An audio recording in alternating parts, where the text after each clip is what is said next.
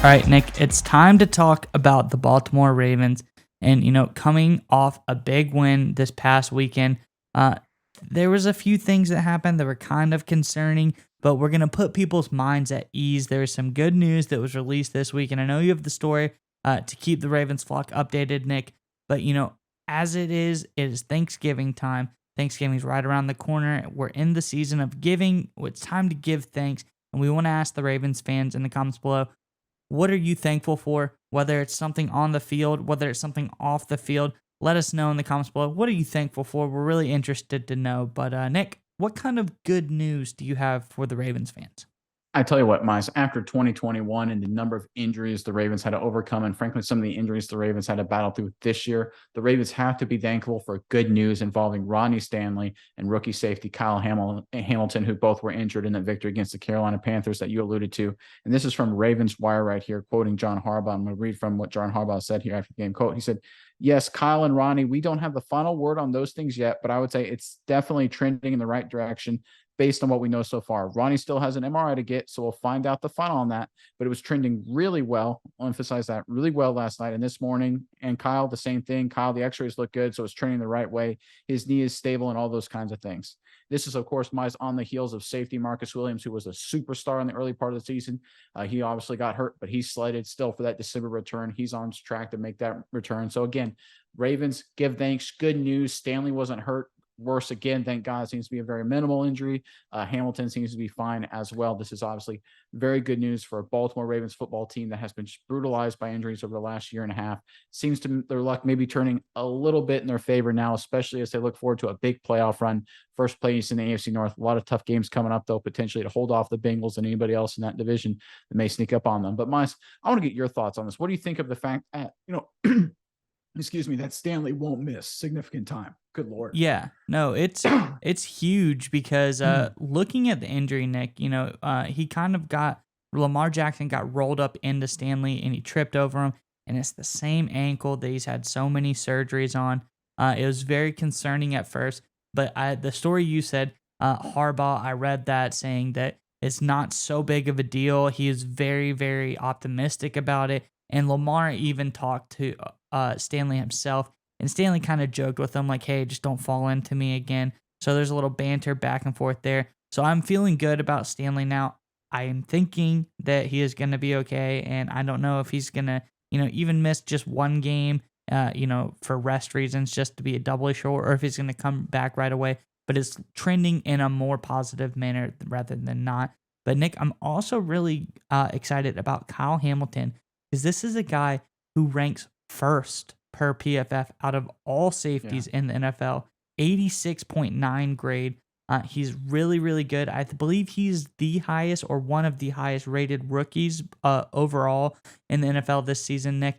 And he's kind of just been a guy that's put all over the field and has done everything that is asked from him. He started out the season just a little bit slow, but he has developed and looked extremely good in the absence of Marcus Williams. Chuck Clark has floated back to that safety position. Geno Stone's been out there. But Hamilton's showing he's going to blossom into an incredible safety. He looks like a surefire hit from this draft class. And I'm really excited to see him play, Nick. I just think he has been incredible so far, especially in coverage. He looks like a very, very good player. Yeah, and you stole my stat. I was going to use that PFF reference, but the other stat, I'll throw another Kyle Hamilton stat for you. So since week 3, you're talking about him heating up.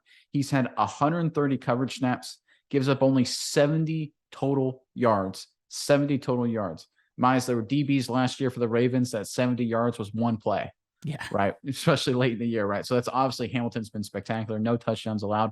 And the fact that he's blossoming, I think, and the fact that his injury is minor, you know what I think it's going to be big for? I'm talking potential playoff matchups, right? Because in the AFC, you got to go through Kansas City. They got Travis Kelce. That's kind of the nightmare dynamic there. How are you going to match up against him? He's really big. He's really strong. He's really fast. Well, a guy like Kyle Hamilton is really long. He's pretty strong and he's really fast and a great athlete, can cover. So maybe that's the counteraction to Kelsey, is getting a lot of reps on Kyle Hamilton. And even if it's not the Chiefs, maybe it's the Buffalo Bills. They have Dawson Knox, who's not as good as Kelsey, but has a similar kind of capabilities. Again, Hamilton can work in that matchup as well. So I think it's obviously huge news that Ronnie Stanley, the left tackle, isn't missing more time, because we've talked about it ad nauseum how critical he is to this Ravens offense. But I think Hamilton playing better and better and having a minor injury here, going to be back on the field soon, could potentially be just as crucial, if not more, for the Ravens come playoff time.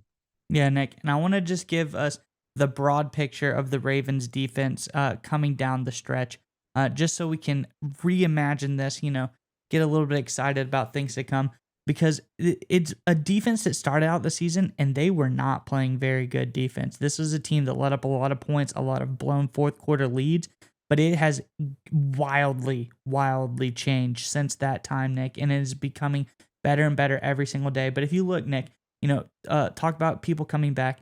Chuck Clark probably not going to be starting. Marcus Williams back there. Clark could, but Geno Stone's been playing really good in absence of Marcus Williams. But probably Clark, Williams. Then your linebackers, you have Roquan Smith, who's been an incredible boost to this defense. And Patrick Queen has really allowed him to emerge as a big-time playmaker.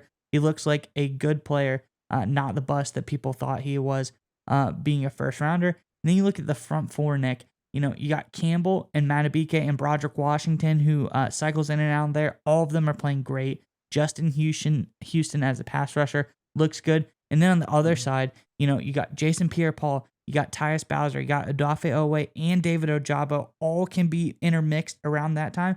But then you look at Humphrey, Hamilton, Peters.